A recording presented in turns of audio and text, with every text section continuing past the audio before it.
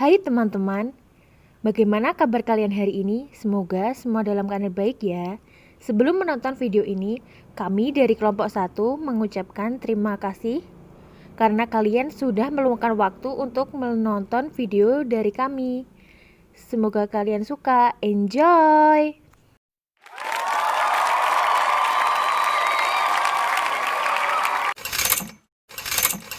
Assalamualaikum warahmatullahi wabarakatuh.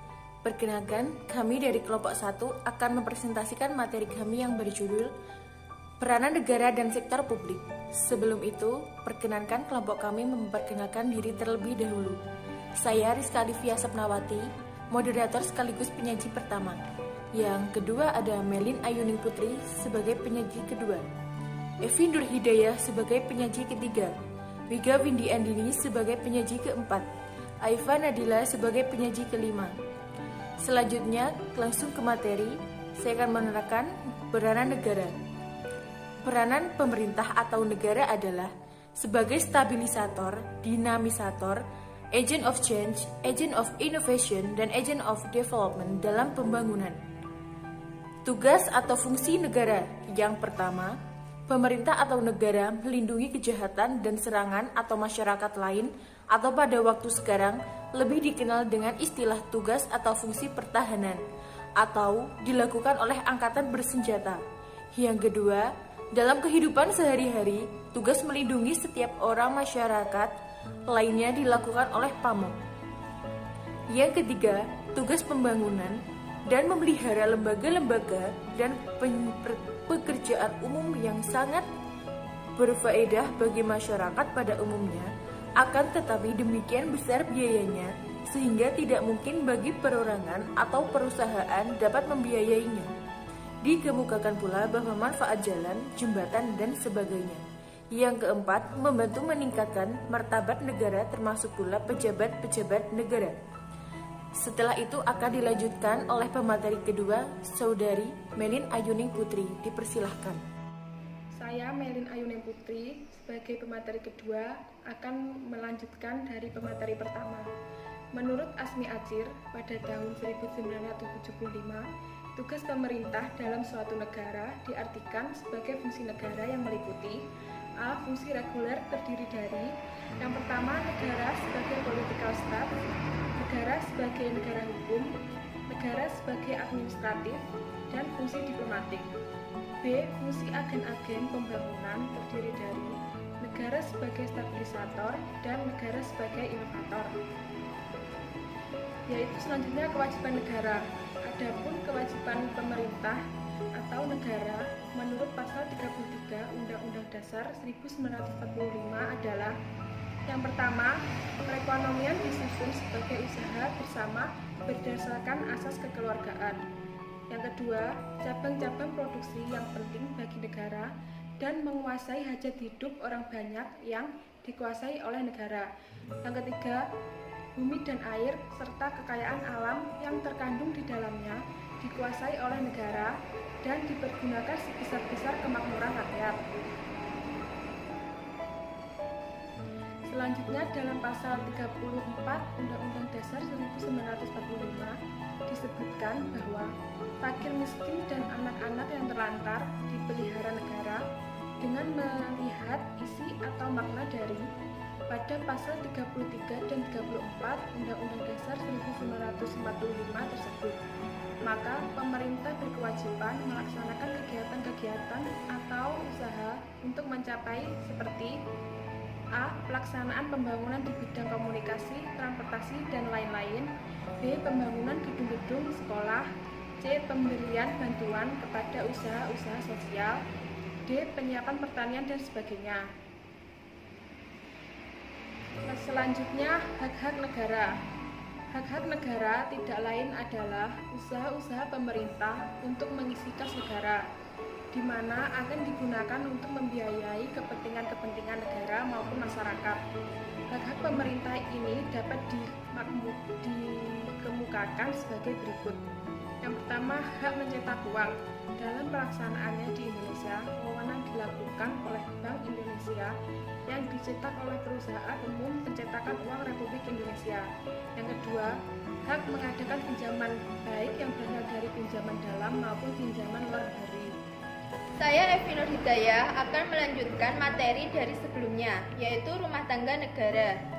Dalam lingkup dunia perekonomian modern, saat ini kita melihat bahwa ada 4 kelompok utama dari subjek-subjek ekonomi. Yang pertama yaitu rumah tangga individu, yang kedua rumah tangga swasta, dan yang ketiga rumah tangga negara, yang keempat luar negeri. Masing-masing subjek ini memiliki peranan atau kegiatan yang umumnya bertujuan untuk memenuhi kehendak, keinginan, atau memberikan kepuasan bagi anggota-anggota dari subjek ekonomi tersebut. Bagi subjek ekonomi rumah tangga, biasanya pengeluaran bertitik total pada besarnya pendapatan atau penerimaan yang ada. Jadi, besarnya pengeluaran rumah tangga ditentukan oleh besarnya penerimaan rumah tangga tersebut. Materi selanjutnya yaitu manajemen sektor publik berbasis kinerja. Pada dasarnya, manajemen sektor publik yaitu manajemen organisasi pemerintah. Menurut Mahmudi tahun 2005, tekanan terhadap organisasi sektor publik, khususnya organisasi pemerintah, baik pusat dan daerah, serta perusahaan milik pemerintah, dan organisasi sektor publik lainnya, untuk memperbaiki kerjanya, mendorong dibangunnya sistem manajemen organisasi sektor publik yang berorientasi pada pengukuran outcome atau hasil, bukan lagi sekedar pengukuran input atau output saja. Lebih lanjut, Mahmudi mengatakan beberapa pihak menyebut manajemen publik berorientasi pada hasil tersebut dengan nama Result Oriented Management atau ROM. Menurut Osborne dan Gabler dalam Mahmudi atau tahun 2005 menyebutkan dengan istilah Result Oriented Government, yaitu pemerintahan yang membiayai outcome bukan input. Assalamualaikum warahmatullahi wabarakatuh. Selamat pagi teman-teman, saya Wika Winda Andini. Di sini saya sebagai pemateri keempat akan melanjutkan penjelasan dari pemateri ketiga, yaitu mengenai manajemen sektor publik berbasis kinerja. Jadi, sudah kita ketahui bahwa pada dasarnya manajemen sektor publik yaitu manajemen organisasi pemerintah, baik pusat maupun daerah yang mempunyai tujuan memperbaiki dibangunnya sistem manajemen organisasi sektor publik yang berorientasi pada pengukuran hasil. Jadi, pada dasawarsa 1990-an, berkembanglah model manajemen publik baru atau The New Management yang telah membawa inspirasi baru bagi perkembangan manajemen publik di berbagai negara. Dan pada waktu itu, di dalam manajemen publik baru ini, pemerintah diajak untuk yang pertama, meninggalkan paradigma administrasi tradisional, lalu menggantikannya dengan perhatian kinerja atau hasil kerja. Yang kedua, melepaskan diri dari birokrasi klasik dan membuat situasi kondisi organisasi pegawai dan para pekerja menjadi lebih fleksibel.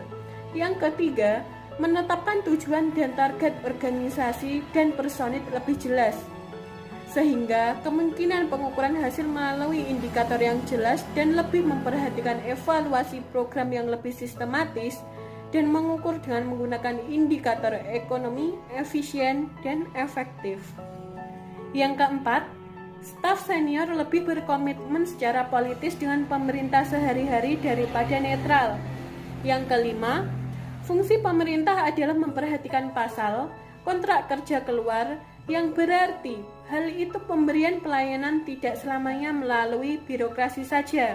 Yang keenam, fungsi pemerintah dikurangi melalui privatisasi, sehingga semua menggambarkan bahwa The New Public Management memusatkan perhatiannya pada hasil dan bukan pada proses lagi.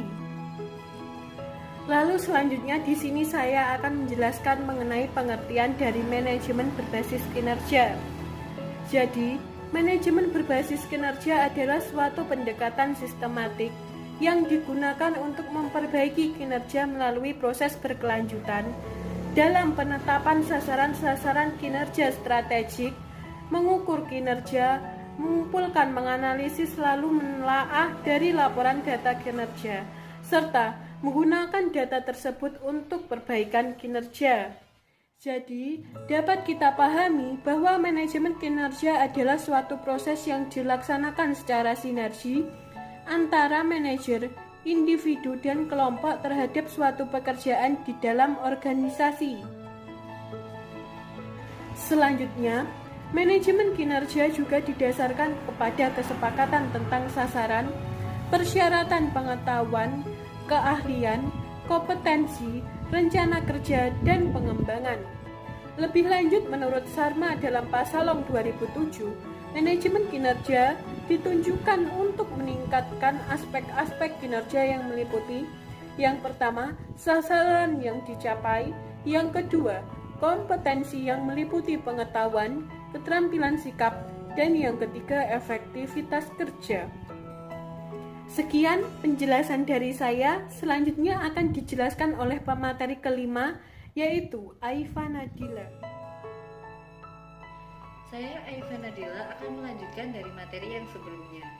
Berdasarkan definisi-definisi tersebut, menurut Mahmudi, kata kunci manajemen berbasis kinerja adalah: yang pertama, proses yang sistematis; yang kedua, untuk memperbaiki kinerja; yang ketiga, melalui proses berkelanjutan dan berjangka panjang; yang keempat, melalui penetapan sasaran kinerja strategis; yang kelima, mengukur kinerja; yang keenam, mengumpulkan, menganalisis, menelaah, dan melaporkan data kinerja; yang ketujuh, menggunakan untuk perbaikan kinerja secara berkelanjutan.